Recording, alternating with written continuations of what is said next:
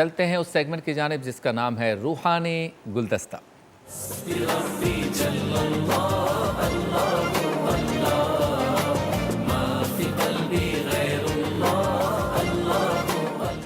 روحانی گلدستہ میں ہمارے ساتھ روزانہ موجود ہوتے ہیں حضرت علامہ مفتی محمد شاہد مدنی صاحب، لیکن اس سیگمنٹ کا آغاز کرتے ہیں سید حسن علی قادری کے کلام سے۔ جی مدینے قافلے جاتے ہیں میں بھی آؤں گا، مدینے قافلے جاتے ہیں میں بھی آؤں گا، حضور کتنے ہی آتے ہیں میں بھی آؤں گا، حضور کتنے ہی آتے ہیں میں بھی آؤں گا، مداور جو مصیبت کا ہے مدینے میں، مداور جو مصیبت کا ہے مدینے میں، مجھے بھی لوگ ستاتے ہیں میں بھی آؤں گا،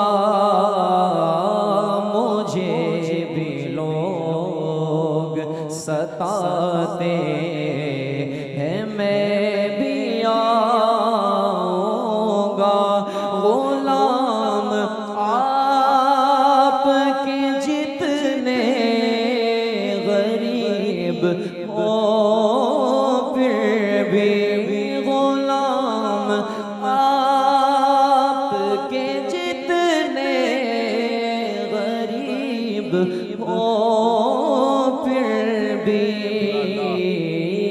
غلام جاتے ہیں آتے ہیں میں بھی آؤں گا، یہ کیا ہوا ہے اجاگر کو آج میں محفل میں، یہ کیا ہوا ہے اجاگر کو آج محفل میں، بس ایک رٹ ہی لگاتے ہیں میں بھی آؤں گا،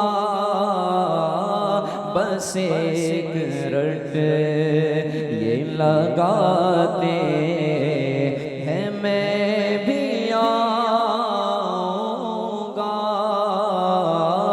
مدینے قافلے جاتے ہیں میں بھی آؤں گا، حضور کتنے ہی آتے ہیں میں بھی آؤں گا۔ خوش آمدید، روحانی گلدستہ میں ہم موجود ہیں۔ اچھا مفتی صاحب، نگاہوں کی حفاظت یا نظر کی حفاظت یا آنکھوں کی حفاظت، اس سے کیا مراد ہے روحانیت کی دنیا میں؟ بسم اللہ الرحمن الرحیم۔ دیکھیں صوفیہ کے پاس جب کوئی سالک تربیت کے لیے آتا تھا تو اسے نگاہ کی حفاظت کے حوالے سے اس کی بہت زیادہ تربیت کی جاتی تھی، اور اس کی وجہ یہ ہے کہ ہمارے پورے جسم میں جو سب سے اہم مقام ہے وہ دل ہے، کیونکہ فساد بھی اسی میں آتا ہے اور اصلاح بھی دل کی ہوتی ہے۔ اچھا، اور آنکھ کو صوفیہ دل کا دروازہ قرار دیتے ہیں کہ العین باب القلب، کہ جو آنکھ ہے وہ دل کا دروازہ ہے۔ صحیح۔ تو اب دل میں جو بھی آئے گا وہ کس کے ذریعے آئے گا؟ آنکھ کے ذریعے آئے گا۔ تو وہ دروازے کو ہی بند کروا دیتے تھے کہ تمہاری نظر کسی غیر محرم پر نہ پڑے۔ قرآن کریم فرقان حمید میں اللہ تبارک و تعالی نے فرمایا قل للمؤمنین، ایمان والے مردوں سے فرما دیجئے یغضوا من ابصارہم، کہ وہ اپنی نظروں کو کچھ نیچی رکھیں، وقل للمؤمنات یغضضن من ابصارہن، اور ایمان والی عورتوں سے فرما دیجئے کہ وہ بھی اپنی نظروں کو کچھ نیچی رکھیں۔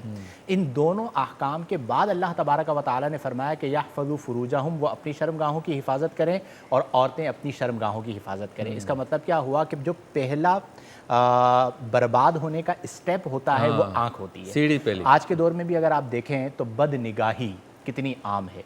اکثر ہماری جو نیو جنریشن ہے وہ ذوق عبادات، شوق عبادات سے کیوں دور ہے کہ آنکھ کے ذریعے دل میں فساد آ رہا ہے۔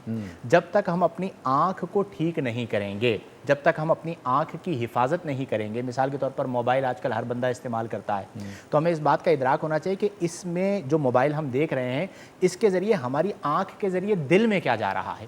بعض اوقات ذوق رمضان نہیں مل رہا ہوتا کیونکہ آنکھ کے ذریعے دل میں فساد جا رہا ہوتا ہے۔ اسی لیے ہمارے اکابرین اسلاف جو تھے وہ غیر محرمہ عورتوں کے حوالے سے نظروں کی بڑی حفاظت کیا کرتے تھے۔ ایک بزرگ کے بارے میں پڑھ رہا تھا، انہوں نے کہا کہ مجھے یہ پسند ہے کہ میں نابینا ہوں، یعنی مجھے بینا ہونا پسند نہیں، نابینا ہونا پسند ہے کہ ایک بار جوانی میں میری نظر غیر محرمہ پر پڑ گئی تھی، تو اس کی ندامت کی وجہ سے انہوں نے یہ جملہ ارشاد فرمایا۔ اسی طرح حضرت لقمان حکیم رضی اللہ عنہ کے بارے میں پڑھ رہا تھا، انہوں نے اپنے بیٹے کو نصیحت کی، کہا بیٹے سانپ کے پیچھے چلے جانا، شیر کے پیچھے چلے جانا، غیر محرمہ عورت کے پیچھے کبھی مت جانا۔ اللہ، اس کی وجہ کیا ہے کہ وہ سلب ایمان کا سبب بھی بنتی ہے، جیسا کہ قرآن میں بلعم بن باور کا واقعہ موجود ہے، جسے قرآن میں اللہ نے فرمایا فَمَثَلُهُ كَمَثَلِ الْكَلْبِ، اس کی مثال کتے کی مثال ہے۔ اور دوسرے مقام پر فرمایا وَاتَّبَعَ هَوَاهُ، اس نے اپنی خواہش کی اتباع کی، فَمَثَلُهُ كَمَثَلِ الْكَلْبِ، تو اس کی مثال کتے کی ہے۔ یعنی وہ اس اعلیٰ مقام پر تھا کہ مستجاب الدعوات تھا، لیکن ایک عورت کی محبت نے اسے مردود کر دیا اور اس کی مثال اللہ نے کتے کی مثال کے ساتھ بیان فرمائی، اور اس میں سبب کیا بنا؟ غیر محرمہ کی طرف اختلاط۔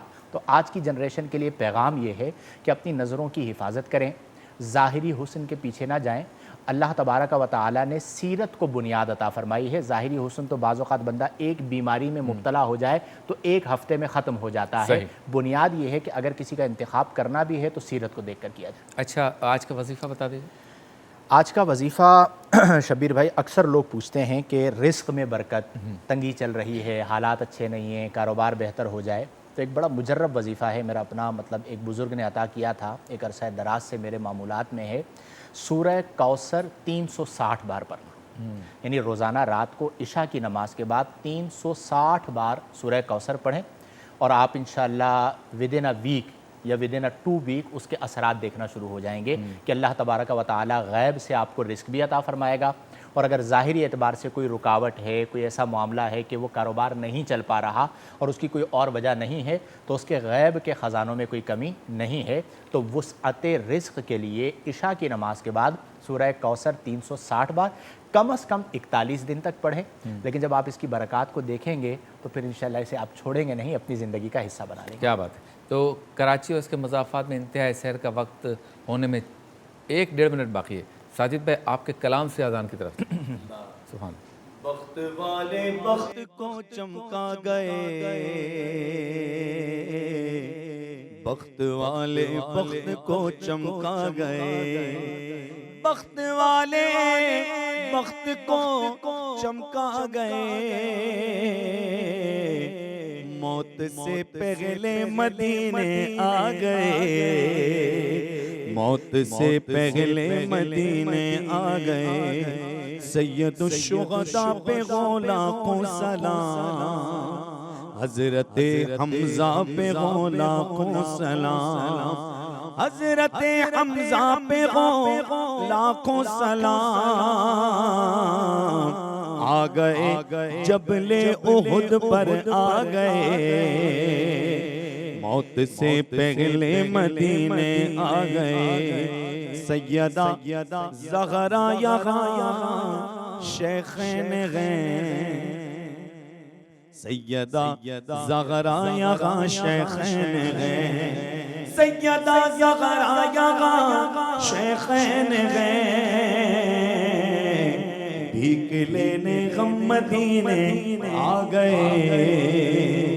موت سے پہلے مدینے آ گئے، 10,000 اصحاب بقیع پاک میں سب کے سب جنت کا مژدہ پا گئے. آؤ گے طیبہ اجاگر بار بار, آؤ گے طیبہ اجاگر بار بار, اپنے دل سے گر ادب کروا گئے. کیا بات ہے, واہ. ہم موت سے پہلے مدینے آ گئے. جی اجاگر صاحب, اذان پہ جانا ہے, چند سیکنڈ میں. ماشاءاللہ. بس مدینہ تو آپ جانتے ہیں کہ تمناؤں کا شہر ہے, محبت کا شہر ہے. انسان ایک بار کیا جاتا ہے کہ بار بار جانے کی طلب بڑھ جاتی ہے. واہ واہ. یا رب بٹھا دے گنبد خضرا کی چھاؤں میں, مسند یہ مانگتا ہوں ہمیشہ دعاؤں میں. ایک حاضری سے بڑھ گیا ہے شوق حاضری, میں بار بار پہنچوں حرم کی فضاؤں میں. منزل میری مدینہ ہے, رکو نہ راہ میں, پڑھنے دو آبلے سے اجاگر کے پاؤں. کیا بات ہے. مفتی صاحب دعا فرما دیں آج. الحمدللہ رب العالمین والصلاة والسلام علی سید الانبیاء والمرسلین. یا الہ العالمین, ہمارے ماہ رمضان المبارک کے روزوں کو, تراویحات کو, جملہ عبادات کو اپنی بارگاہ میں مقبول و منظور فرما. ماہ رمضان المبارک میں ہم سے جو کوتاہیاں, جو گناہ سرزد ہوئے, مولا اپنے فضل اور کرم سے معاف فرما. تمام امت مسلمہ پر اپنا فضل و کرم نازل فرما. ہمارے ملک پاکستان کو استحکام و دوام عطا فرما. اندرونی بیرونی سازشوں سے محفوظ فرما. مولا دکھیوں کے دکھوں کو دور فرما. تنگ دستوں کو فراخ دستی عطا فرما. بیماروں کو صحت عطا فرما. قرض داروں کو قرضوں سے خلاصی عطا فرما. وصلی اللہ تعالی علی خیر خلقہ وزینت فرشہ وقاسم رزقہ سیدنا و مولانا محمد صلی اللہ علیہ وسلم. کراچی اس کے مضافات میں انتہائی سیر کا وقت ہوا چاہتا ہے. انشاءاللہ آپ سے ملاقات ہوگی کل, اور اس وقت ملاقات ہوگی کراچی کی اذان فجر. سلام علیکہ یا رسول سلام